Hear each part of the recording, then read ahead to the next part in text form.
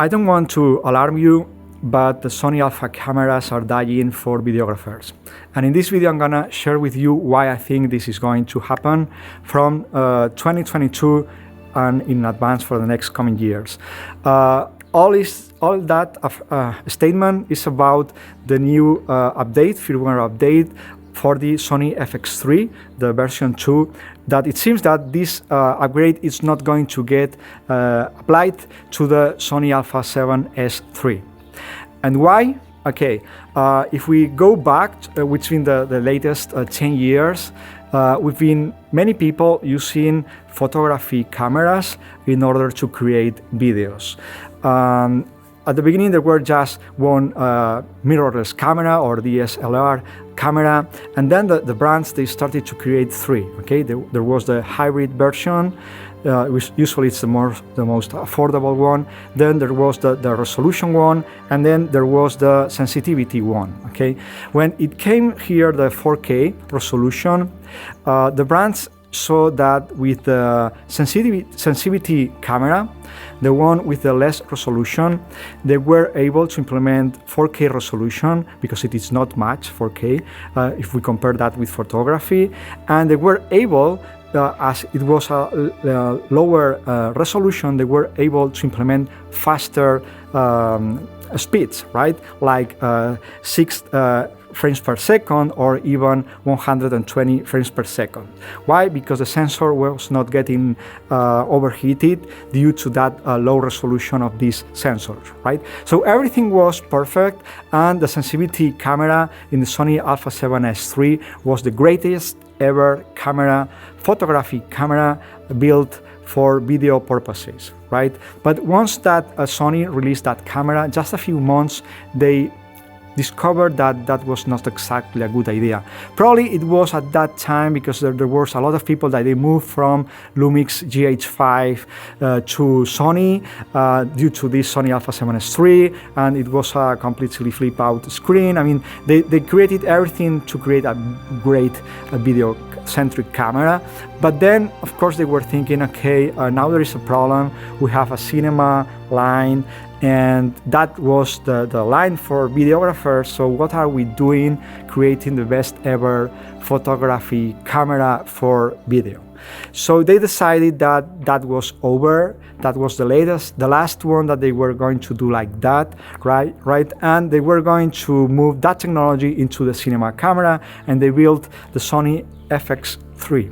Okay, the problem was that there was few time left. It was just a few months after releasing the Sony A7C, and the technology in the Sony FX3 was exactly the same, and people know that. So many people were still thinking, okay, the best option is the Sony A7C because it is cheaper and it has the electronic viewfinder, so it seemed to be a better camera than the FX3. Right, and when they released the FX3, they released also the picture profile Cinetone, and you know, it were just some months after they have released the Sony A7C, so they updated the Sony A7C and they provided to those buyers also the Cinetone picture profile. Okay, but now it's been 2 years after that happened in 2020.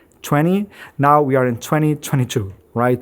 And Sony wants to guide us to the next step, which is if you want to use your camera for shooting video, you should go to the cinema line. Okay, and they are driving this journey, this movement of their customers in that journey of the cinema cameras by releasing the version 2 in the Sony FX3 and not applying that update into the Sony A7S3. Right? Now this is a major update. They are adding a lot of great features that they will be on the Sony FX3, but they will not be never in the Sony A7S3. So this in some way means the death in the professional world, the Sony Alpha cameras for filming, okay? If you are professional that you do hybrid work, of course the Sony Alpha cameras will still be great. Or if you are a photographer, of course you will use the photography line, which is the Sony Alpha, okay? But if you are only a videographer, you only shoot video, the new path it's clear, and it's a Sony FX3 and above, right? It's a big change. I think this is a disruption change in 10 years, because now we are going to move from hybrid or photography cameras to the video-centric cameras. It will have the benefit that we can still use our photography optics lenses, because they are cheaper than the cinema lenses. So we will be able still to use the E-mount lenses, and everything that I'm talking now, sharing with you about Sony, it's exactly the same path that it's doing Canon. Okay, Canon in 2020 they released the Canon R5 and R6. They were photography cameras that they had very advanced video features, even 8K in the Canon R5, and they also discovered the same issue, and in 2022 they have released the Canon R5C, which is the cinema camera line, and they are doing exactly the same. They are driving us to the video-centric cameras, so that they want us to use video cameras in order to film video. They don't want us to keep using photography cameras in order to shoot video. No, I think it's clear. This is the message that we are receiving today as consumers, as users from Sony, users from Canon, and this is the path that these big brands they are driving us. Okay, of course this will not impact to Lumix. They have been always video centric, so their strategy was always the same. Of course, like Blackmagic and others. Well, we will still use this. We will still have these cameras that, even though they are cinema line from Canon and Sony, we use lenses of photography, and they don't implement and the internal and the filters. We still need to use them attached out from the front, no, of the lenses. So this makes still cheap or affordable video cameras if we compare this with any other options, Red Komodo, Alexa, and so on. Of course, these ones are cheaper. No?